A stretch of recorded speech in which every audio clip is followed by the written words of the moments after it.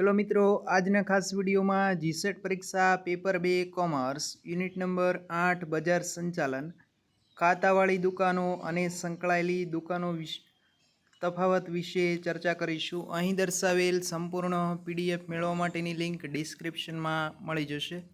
તેમજ general paper 1 માટેની demo અને સંપૂર્ણ પીડીએફની લિંક ડિસ્ક્રિપ્શનમાં આપેલી છે. ખાતાવાળી દુકાનો અને સંકળાયેલી દુકાનો. ખાતાવાળી દુકાનો એક જ જગ્યાએ હોય છે, જ્યારે સંકળાયેલી દુકાનો અલગ અલગ જગ્યાએ હોઈ શકે.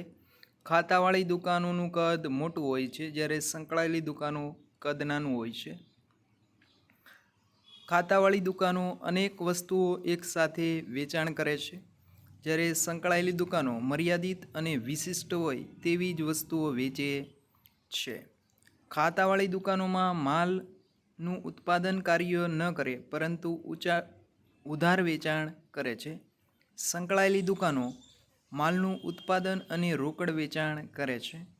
ખાતાવાળી દુકાનો ઘોડિયાઘર, પુસ્તકાલય અને હોમ ડિલિવરીની સુવિધા પણ આપે છે. સંકળાયેલી દુકાનો છે એ વધારાની સેવા આપતી નથી. ખાતાવાળી દુકાનોમાં ભાવ વધુ હોય છે અને શહેરી વિસ્તારમાં જોવા મળે છે. સંકળાયેલી દુકાનોના ભાવ ઓછા હોવાથી ગ્રામ્ય વિસ્તારમાં પણ જોવા મળે છે.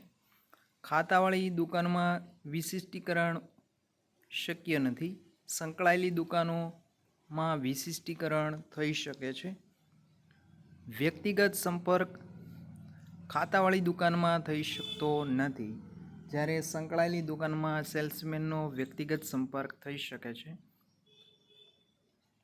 ખાતાવાળી દુકાનોમાં ઉધાર વેચાણ થતું નથી, એટલે ગાલખાત કે નુકસાનીનો ભય રહે છે, જ્યારે સંકળાયેલી દુકાનમાં એ ભય રહેતો નથી. ફરી મળીશું આવા જ એક અગત્યના વિડીયો સાથે. ત્યાં સુધી જય હિન્દ, જય ભારત.